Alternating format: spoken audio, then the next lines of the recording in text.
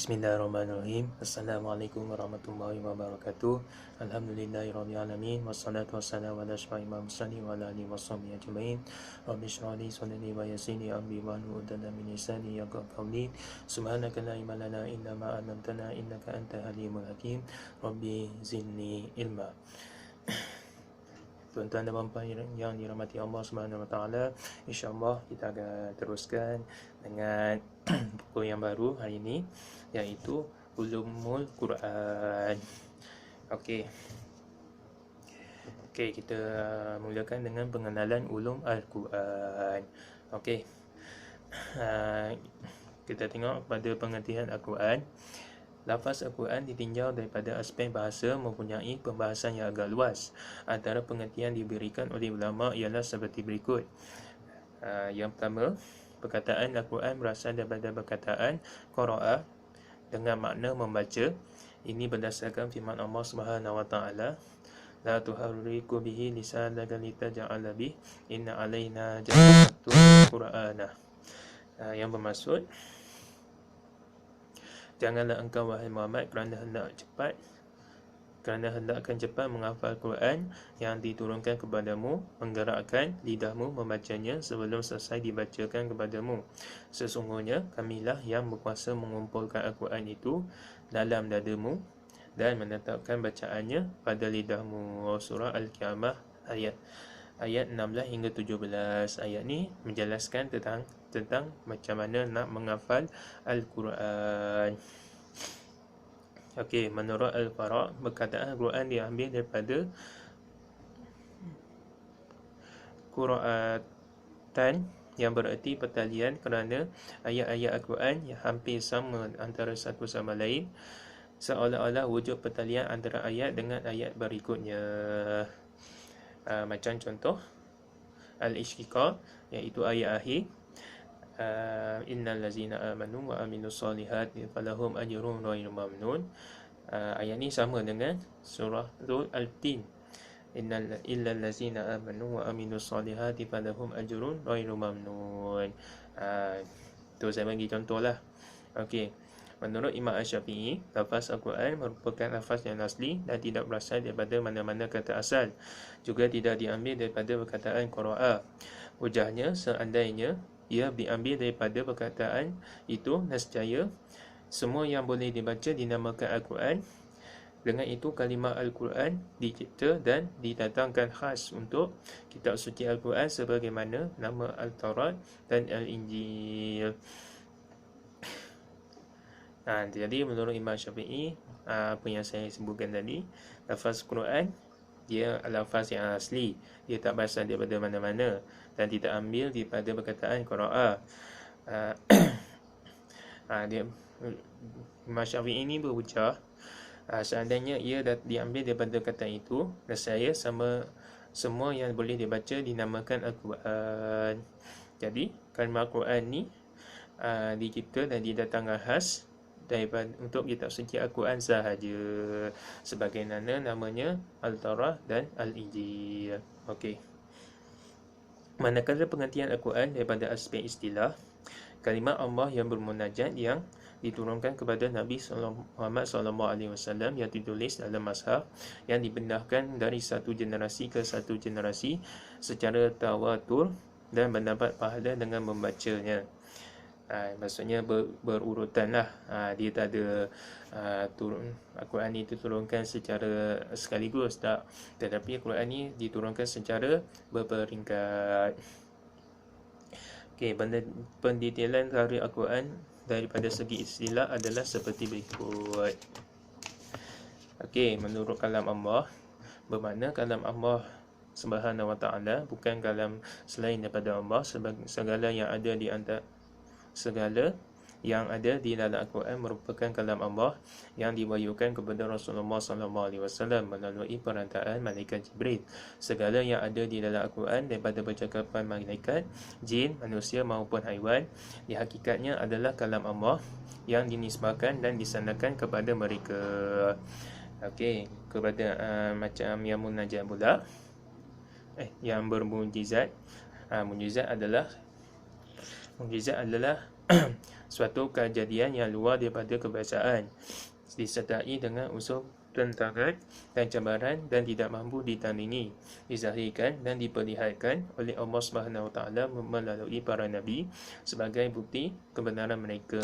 Mukjizat yang dimasukkan di sini ialah menzahirkan kebenaran Rasulullah SAW yang dalam membawa risalah dan menzahirkan dalam masa yang sama kelemahan bangsa Arab dan selainnya daripada menandingi ataupun mendatangkan setanding Al-Quran.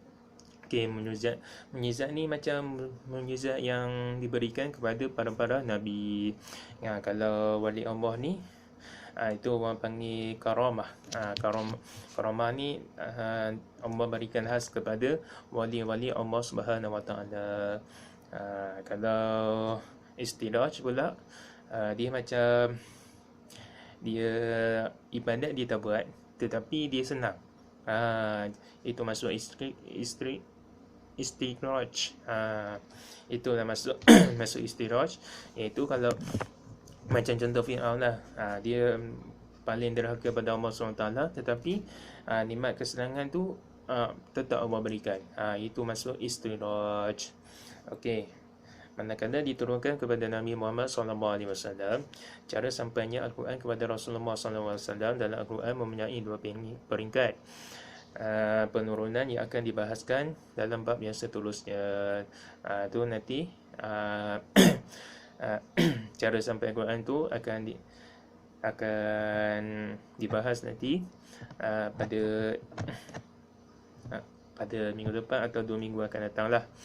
Tu bab yang berikutnya. Okey, yang ditulis dalam mazhab ni, mazhab pula isyarat kepada yang dilakukan oleh Sayyidina Uthman radhiyallahu anhu, di mana beliau menyalin Al-Quran dalam beberapa mazhab setelah ayat-ayat Al-Quran dikumpulkan oleh Sayyidina Abu Bakar. Okey, mazhab yang kita pakai sekarang ni mazhab Sayyidina Uthman. Sebabnya apabila Rasulullah SAW wafat, mereka akan mengumpulkan ayat-ayat Quran dulu, tapi sekarang ni sebabnya Al-Quran adalah first dulu, dia adalah sumber utama. Sebab tu lepas pada Quran baru al-hadis. Jadi pada zaman Rasulullah SAW, Quran pun telah mula dikumpulkan, tetapi apabila baginda wafat, pengumpulan tu tidak diteruskan. Tetapi pada zaman Sayyidina Abu Bakar As-Siddiq, pengumpulan tu orang kata berhenti sekejap, kerana pada zaman pemerintahan Sayyidina Abu Bakar As-Siddiq berlaku berperangan. Datang juga Nabi palsu iaitu Musailamah Al-Kazzab, dan juga golongan-golongan murtad dan juga golongan-golongan yang enggan membayar zakat. Itu pada zaman Khalifah Sayyidina Abu Bakar As-Siddiq. Pada zaman Sayyidina Umar pula, perkumpulan pun tidak berlaku lagi, kerana Sayyidina Umar ni dia mengembangkan Syiah Islam ke negara-negara lain. Jadi nak berbesarkanlah empire Islam ni. Tu pelbagai benda lah yang diperkenalkan oleh Sayyidina Umar radhiyallahu anhu, termasuk kalender Islam, betul juga Baitul Mal. Dua tu adalah satu yang diperkenalkan oleh Sayyidina Umar radhiyallahu anhu. Jadi pada zaman Sayyidina Uthman radhiyallahu anhu, bermulalah pengumpulan Al-Quran dan dimasrafkan, dibukukan dalam satu buku. Jadi mazhab ni lah yang kita gunakan sehingga sekarang. Okey, dipindahkan dari satu generasi ke satu generasi secara tawatul. Okey, Al-Quran diwahyukan kepada Nabi Muhammad SAW daripada malaikat Jibril. Kemudian Rasulullah menyampaikan kepada para sahabat radhiyallahu anhu, dan mereka menghafal ayat-ayat yang dibaca kepada mereka. Kemudian para sahabat radhiyallahu anhu pula membacakannya kepada para tabi'in dan seterusnya tabi'in. Macam Macam Al-Quran ni, dia akan, orang kata, orang akan menghafal, dia akan teruskan menghafal ke satu generasi, satu generasi, supaya Al-Quran ni tidak ketinggalan lah. Jadi macam hadis Nabi lah, macam hadis Nabi ni, apa dikatakan oleh Nabi, dia akan turunkan kepada para sahabat diturunkan kepada tabi'in, dan diturunkan kepada tabi'in. Lebih kurang macam sanad lah. Okey. Seterusnya, iaitu pengertian ulum Al-Quran. Ilmu yang membahaskan tentang Al-Quran sama ada dari aspek penurunan, bacaannya, sejarah pengumpulannya, penyusunannya, penulisan dan penafsiran, ijaz, nasih wal masuh, sebab-sebab turun Al-Quran, i'rab serta gharib Al-Quran. Jadi ulum Quran ni adalah satu ilmu yang membahas tentang sejarah pengumpulan Al-Quran, penyusunannya, penulisannya, tafsirannya, ijaznya, masih wal masuhnya, sebab-sebab turun Al-Quran, i'rab serta gharib Al-Quran. Itu akan dibahas pada bab-bab yang seterusnya. Menurut Imam Zarqani, ilmu-ilmu yang mempelajari tentang Al-Quran itu sendiri, sama ada dari segi penurunannya, pengumpulannya, pembukuannya, pembacaannya, penafsirannya, ijaznya, nasih dan mansuhnya, dan semua perkara yang berkaitan dengan Al-Quran. Itu menurut Imam Zarqani. Imam Suyuti pula, satu bidang dan luang lingkup ilmu yang membicarakan tentang Al-Quran dari segi penurunannya, sanadnya, sebabnya, makna sanadnya, adabnya, maknanya, lafaznya dan lain-lain yang berkaitan dengannya. Itu menurut Imam As-Suyuti. Sekarang ini secara kesimpulannya, ungkapan ulum Al-Quran membawa makna kefahaman sebenar berhubung dengan Al-Quran yang merangkumi asbab an-nuzul, ayat maki dan madani, an-nasih, al-masuh, cara bacaan, pengumpulan, penulisan dan pelbagai aspek yang berkaitan dengan Al-Quran. Itu insya-Allah saya akan bahaskan kepada bab-bab yang seterusnya. Ini baru pengenalan, tapi belum lagi isi-isinya lagi. Setakat itu saja tazkirah pada hari ini. Kita akan sambung pada minggu hadapan, insya-Allah. Sekalian, Assalamualaikum warahmatullahi wabarakatuh.